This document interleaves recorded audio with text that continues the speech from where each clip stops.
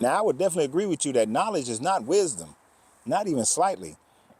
I know some very intelligent people who are fools, and there are many of them. The fact is this: you have to, when you gain knowledge, you have to then gain understanding of that knowledge. And then when you put that knowledge into practice, the results that you receive and your application of any changes that you need to make after those results, that is what creates wisdom. So just having knowledge is not wisdom. But where I disagree in your comment is that you say that's why knowledge has increased, so has sin and corruption. And it's all contrary to the wisdom of the Creator. Sir, I understand that people look around the world, and here's the problem. People look around the world and we have this thing where we look at our childhood, and during our childhood time, we didn't realize all the negative things that were going on. During our teenage years, we didn't see all the negative things going on. And it's not until we start reaching our like 30s that we start recognizing how corrupt things are and how messed up things are. And we have this nostalgia, this romantic nostalgia that says that when we were coming up, things were more cohesive, things were nicer, people were better. That's a perspective thing for one, and it's an illusion. It's an illusion. You see, my pappy, who was born in 1927, used to get so irritated when people would say the good old days. This man was born in 1927 in Alabama. He ran at 14 up north to work in coal mines at the age of 14.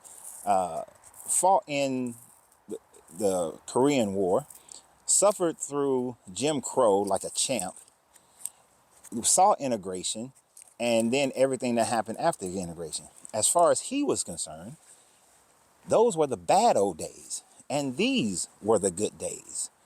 So that's a perspective thing. Because you're basically trying to say that during the time of Jim Crow, that men were more moral. During that time frame, you had the colonization of Africa and apartheid going on. Those were more moral time frames. Prior to that, you had slavery going on. In the Americas, you had slavery going on. In Europe, you had slavery pretty much all over the world. Any time frame that there has been the normalcy of slavery, because slavery still goes on today. And I know some people are going to say, well, we're still slaves today if you got a job. No, that's not even comparison. It's not even comparable to real slavery. That's not comparable. So stop with that bullshit. And I'm going to say it. Some of y'all agree with me on deconstructing, but that's some bullshit when y'all say that bullshit. All right? Because your ass can walk around and move where you want to move, work where you want to work, live where you want to live, marry who you want to marry. You don't have to worry about, walking down the street and getting beaten all the goddamn time by every person and everybody gets away. Come on, man. Sorry. Let me come back to this. So anyway, if you go back before democracy took hold and became one of the primary forms of government throughout the world, where everything was either kingships, and then before that it was feudalism, and then it was back to emperors and kingship and empires. During those time frames, if the emperor or the king decreed something, or if the feudal lord decreed something, then they had the right to take your life. Our members of Congress and Senate and judicial judges and presidents can't just come and just take my life, all right, without any consequences. They can't just do that. I know some people are going to say, well, they got the three-letter organization. Apples and oranges, man. Apples and oranges. We're talking about in India. I didn't know this for a long time, all right? But in India, the head bobble, and correct me if I'm wrong, I've been told this by multiple Indian people from India, that came about because in the southern portion of India, at some time frame, there was a monarch, and that's how he talked. And in order for them not to be embarrassed, everybody else began to talk that way. And it may be the same place where the way that they talk was done so because of a monarch. Think about that. Imagine if everybody had to talk like Trump, or if everybody had to talk like Biden. Come on, man. Simply because they're the king. That we don't live in that time frame. So the more knowledge we've actually gained, the higher our morality has become. The more knowledge we gained, we ended the type of slavery where people actually literally own people.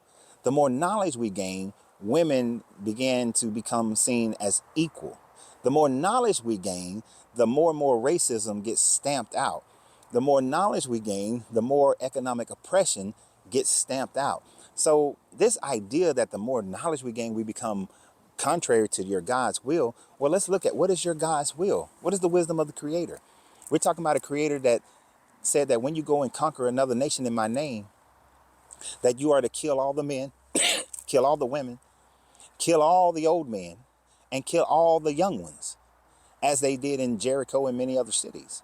Or in other places where you killed all the men, killed all the young boys, the baby boys, kill all the old men, kill the women who've known a man, meaning having sex with one, and then keep the young girls as your own. Keep them and make them your wives. You're talking about a guy who moral was to say that. A guy whose moral was to put conditions on slavery and say, well, you can have a slave and these slaves can be your slaves in perpetuity, but the slaves of your own people, let them free in 7 years. But if it's a man, that's what those rules are for. If they're your own people, but they're a woman or they're a child, then they become your slave for life.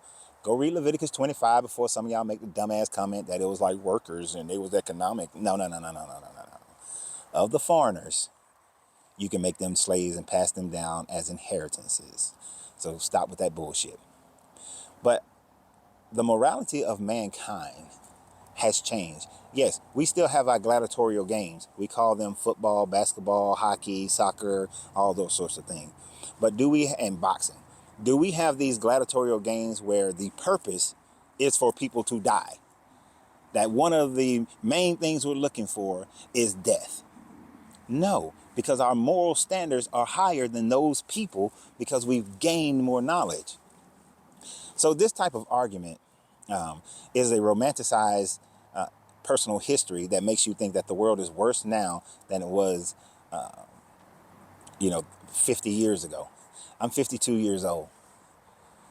The world was worse when I was 9, 10, 11, 12 years old than it is now. Because in my perspective of life, there were people still being hanged. In my perspective of life, somebody could call you out your name and nothing would happen. In my perspective of life, if you were not in the top class, then you were oppressed and you have very little avenues to get out. So no, sir. No, sir. That kind of statement, that's the kind of statements that the oppressors make. And I'm pretty sure you're not one of those kinds of people and you don't think that way. But you are romanticizing the hell out of the past. So you have a great day. And remember always, you got to free yourself to be yourself because your greatness is non-negotiable. Good journey, good vibrations.